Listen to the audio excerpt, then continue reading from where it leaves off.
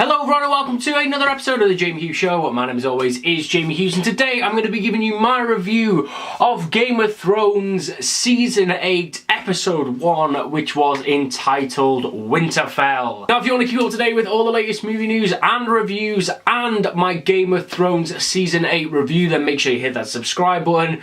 And as always my videos, and this is especially for this Game of Thrones series, then this video is going to include spoilers, so you have now been warned. This was the Season 8 opener and I thought it was a really solid episode. This show has been gone for a year and a half now, and I think what this episode did is that it just reintroduced us back into the characters nicely. It gave us a nice refresher of where we all are in the story and how everyone's stories are kind of interlinking and intertwining. It didn't really give us too many revelations or didn't really give us too much of the story that we didn't already know. It was just a very nice refresher and kind of a little nice palate cleanser from, you know, the huge finale of Season 7, and then obviously what is essentially going to be happening from like this episode onwards into the final season. So yeah,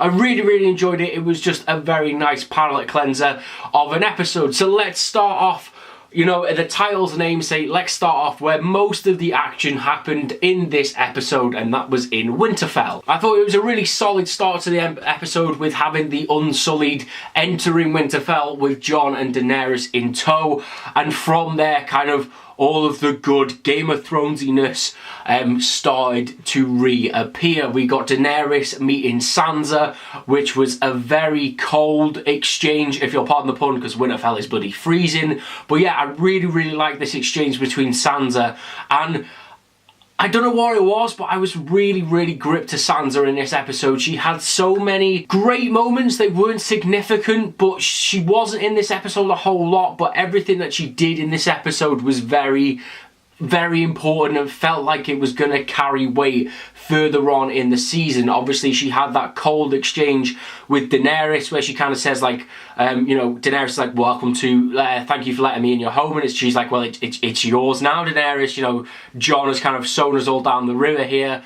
She also kind of takes a backseat when the people of Winterfell in the north are kind of like, well, you know, we elected Jon as the king of the north and you've kind of turned your back on that. And she doesn't really jump to Jon's defense too much because, you know, she's essentially feeling the same. She's feeling not betrayed by Jon, but she feels like Jon has kind of gone back on his word, and she's kind of lost a little bit of loyalty to Jon. It feels like as I say, we got that exchange later on in the episode with her and Jon, where she's kind of like, you know, are you just doing this because you're with Daenerys? We also got that exchange with Tyrion, the first time those two have met on screen, as Tyrion referenced, since Joffrey's wedding.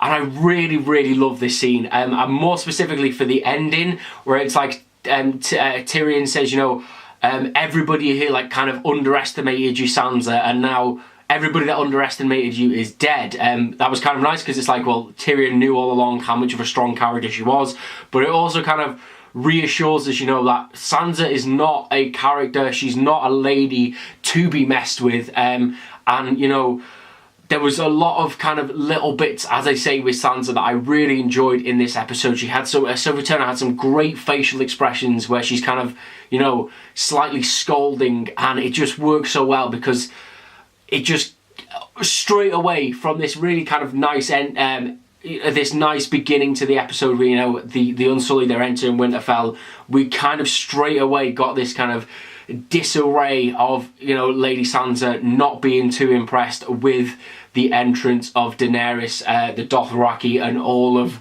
that comes with her. Then we got some really nice moments with Arya, Arya and Jon reuniting. That is the sweet wholesome content that I am about. That's what I signed up for in Game of Thrones. It was just really sweet. It was these two characters at their very best, and yeah, I loved it. I loved their embrace, I loved their interactions before they finally got to the hug. But again, we got that little thing of going back to it, is that, you know, Sansa, and Arya to an extent are not happy with what Jon has truly done here, you know, giving up his crown to save the North. They don't feel it really is, that is what his motives truly are. They feel like he's got a hidden agenda, and it was like that line again of, you know, I'm looking after my family, you know, don't forget that Sansa is too. Again, just throws up that little bit of doubt that the Stark girls might be wheeling and dealing behind the scenes, and they may have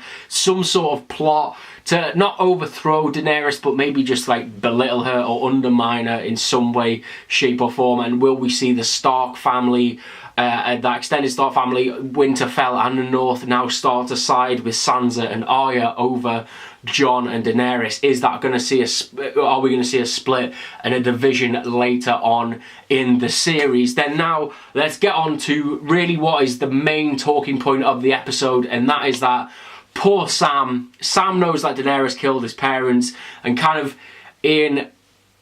it felt like it was very rushed. It felt like it was a little bit like payback for Sam, sorry, that he could just go and tell Jon this massive secret. Obviously he is led on to that by Bran, but you know, it is revealed that Jon is actually a Targaryen. He is the true king of not only the North, but the 7 bloody kingdoms. He knows this now, and it was kind of it was left really nicely where, you know, Jon is still trying to process his information, but you could kind of see a look on his face of, you know, well, I've given up my throne for the good of the North so Daenerys can be queen.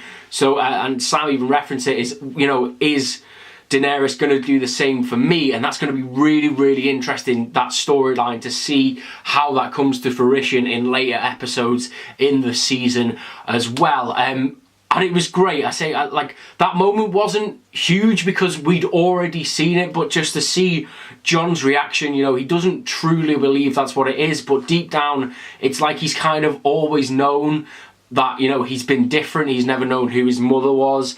And it was just a really great exchange, and I really, really enjoyed it, as I said, because it wasn't a giant oh my god moment for us, but it was for the character, and it truly has sown seeds for later on in the series. And then the kind of the final point on Winterfell that we got, actually the final 2 points I've got, is obviously Jon and Daenerys went out and they flew the dragons. Jon now has the ability, he's a dragon rider, he has the ability to fly on the dragons without being eaten alive or burnt. And I really enjoyed this again because it was a very fun and light-hearted moment, you know, for a show that's in its final season, and we know how much the stakes are being raised. Just to have this moment of kind of this light moment and this really kind of fun and almost childlike moment as they're both flying through the air was really, really nice to see. As I say again, that does have some story significance, that Jon is able to ride on a dragon without being killed. How much of significance is that going to have later on in the series? But then obviously they landed, they got to that waterfall, which obviously reminded me of Jon and Ygritte, where they were diddling for the first time, and Daenerys and Jon's relationship is then brought up once again on screen, and he says, like, we could stay here for thousands of years, we wouldn't get old. And then he starts necking on with his aunt. It's like, Jon, what are you doing, man? You're dicking your auntie. Like, just stop it now. I know this is Game of Thrones and we love a bit of incest, but nah, fam, you need to pack that in. You now know the truth. I'll let you off. I'll give you a free pass for the first couple of diddles, but if you carry that stuff on, then you need to have a sit down and have a real word with yourself. But yeah, and then moving on to the final point of the episode, and that is Bran, who has a great line, and I didn't get it when he said it, and that is when he has that exchange with Sam. And he says, I'm waiting for an old friend. And it didn't twig what he was truly going on about. And then we obviously got the episode's cliffhanger, which was Jaime Lannister riding on into Winterfell. He takes his hood off, turned around, and there's Bran, who was just sitting there in his wheelchair, staring at him. And I don't know how this Bran thing is not going to become a meme, because all he did in this episode, somebody was doing something and he was just sitting there scowling at him. It was bloody brilliant. I love Bran just as a character, just sitting there judging everybody, or the three-eyed raven as he's now called, just sitting there judging everyone. And that was a really great callback as well, that ending scene, you know, where it's probably the first time Jaime's been back to Winterfell, and then it's definitely the first time that Jaime has had any sort of interaction with Bran since he pushed him out of the window way back in episode 1 of series 1. It was such a simpler time. It was a happy time. But yeah, a really great exchange to round up this episode and keep us really guessing as to what is going to happen next. So then, to recap and give my review of some other bits that happened in the episode, we obviously went to King's Landing. We saw Cersei standing out on the balcony where Qyburn comes along and says, you know, that the dead have broken through the wall, and she just kind of goes, oh, that's a shame. So obviously she has an ulterior motive. She's not really going to be sending them horses up to Winterfell to help the Starks and Tyrion. Then we then saw the Iron Fleet and Euron Greyjoy's ship. We see that he is still keeping his sister captive, and he says something like, I've got a boat full of mutes, and you know, you're the reason why I'm kind of still here, you know, you're keeping me company. And then he says the line, I'm going to go and F a queen. And that was such a great line because it could mean so many things, you know. Obviously he means in the literal sense he's going to F a queen, but also, you know, could it mean that he's going to use Cersei in his as a pawn in his game, and you know, he's going to try and double cross her and do her over. But obviously we know that Cersei is probably already cottoning on to what he's doing. They had a great exchange where, you know, he's like really trying it on with her. He's getting away with a few things that maybe he shouldn't have, and then she's like, oh, come on then, me and you are back, let's have a good Roger in. And then again we have an exchange with them, and then he ends with the line, I'm going to put a prince in your belly. And that's where you start to see the cogs turning for Cersei, that, you know, she can really stamp her claim on the Iron Throne if she's got a prince all up in her belly, that she can kind of say, well, this is the rightful heir to the throne. It's half Greyjoy, it's half Lannister. So it's going to be interesting to see again what kind of happens with Cersei there. Then to like kind of move a little bit forward with the story, we saw this was kind of the only bit I wasn't too sure about. Like, the payoff was nice, but we saw Theon. We saw the return of the big bad Theon. You know, he's fully shaken off the shackles of Reek. You know, he comes in, he goes onto the Iron Fleet, and he rescues his sister, and then it's kind of like they have that nice exchange where he's like, you know, I want to go and fight in Winterfell with the Starks, and she returns the favour by saying, what is dead may never die, but go and kill them anyway. Such a great line, and it's going to be really nice to see later on in the series Theon's kind of, you know, reintroduction with the Starks, because, you know, he has a lot of history with the Starks, he has a lot of history with Sansa, but she's not seen him back as fully fledged Theon. And I think what may be kind of nice is that I feel like Theon is one of the characters that may be most likely to die in this series, purely because for me it feels like his story can really go full circle. You know, he's Robb Stark's best mate, he's part of the Stark family, you know, he has all the stuff with Reek where he betrays the Starks, and then he's finally back to Theon Greyjoy, and he can die giving his life for the Starks. I think for me, you know, he's one of those characters that probably will die in this series, but I think he's going to have a real full circle and a real great story of redemption. So then a final little bit that was just tacked on to the end of King's Landing that again may hold some real significance going forward with the story, is we have Sir Bronn of the Blackwater just doing Bronn of the Blackwater things. He's got 3 ladies of the night, he's having a proper good old time. Qyburn turns up to spoil the party, and then he makes Bronn an offer that he can't refuse. He says, you know, Cersei kind of understands, you know, that you've done a lot for the Lannisters. She wants to pay her kind of, you know, not the Lannisters pay their debts, but she wants to show her gratitude in full. And there's a big old wagon of cash sitting outside for you. But by the way, yeah, you've got to go and kill Tyrion and Jaime. Oh, and by the way, here's Joffrey's crossbow for some real poetic justice. And I really like this because it throws up a lot of conflictions for Bronn. Obviously, he has real close relationships with both Jaime and Tyrion, and I don't think he's going to do it. I think he's just going to take the money and run, and again will go and fight alongside the living in the battle against the dead. But still, just a really nice little story point, you know, to drive Bronn's story forward, especially. And then finally, the last little bit we got in this episode before we did return to Winterfell. I'm not sure where this truly took place. It was Lord Umber's castle, so I'm not really sure where that is in Westeros, but we got kind of the two groups that survived the attack on the wall. So we got the last of the Night's Watch, and we got Tommen and like his band of merry men. Now we had the dude, I can't remember his name, the Lord of Light guy with his fire sword. I'm sure somebody's going to tell me what he's called in the comments, but his name eludes me at this moment in time. But they're walking around the castle, they bump into each other, and then they find Lord Umber, the young lad. He's been obviously been killed by the White Walkers, and he's surrounded by a kind of sigil of limbs. Now, to me, it looked like the Targaryen logo, the Targaryen sigil. It looked like that. It really looked like that. And I think kind of there was some maybe foreshadowing there that, you know, the Night King knows now about Targaryen. He has his own dragon. So is that a warning to them? Like,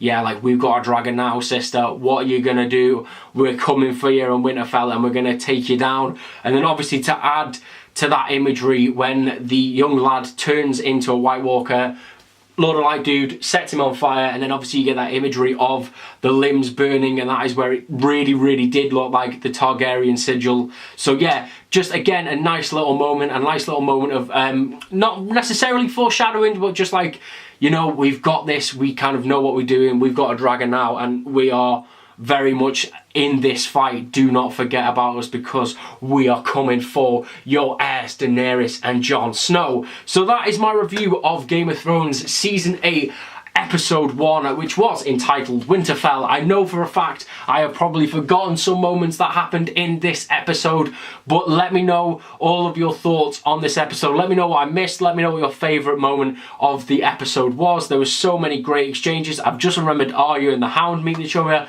Arya and Gendry. Yeah, it was just a real reunion of every character in Game of Thrones this episode. We got some really great story progression. As I said, nothing too new or exciting necessarily. It was very much a nice refresher of what we know so far, and just a real great introduction into those characters, and a real nice starting point for where this story is going to go and is going to build over these next 6 episodes or so, as this story just gets higher. This story just heightens, and the drama just heightens as we go along. So yeah, a really great start. Very much excited to see what happens next week. As I said, let me know all of your thoughts, theories and comments and all that jazz down in the comments below. And if you did enjoy this video and you want to keep up to date with all the latest movie news and reviews and awesome bonus features like this Game of Thrones Season 8 review, then make sure you hit that subscribe button, and I will see you in the very next episode of The Jamie Hughes Show. Ta-ra!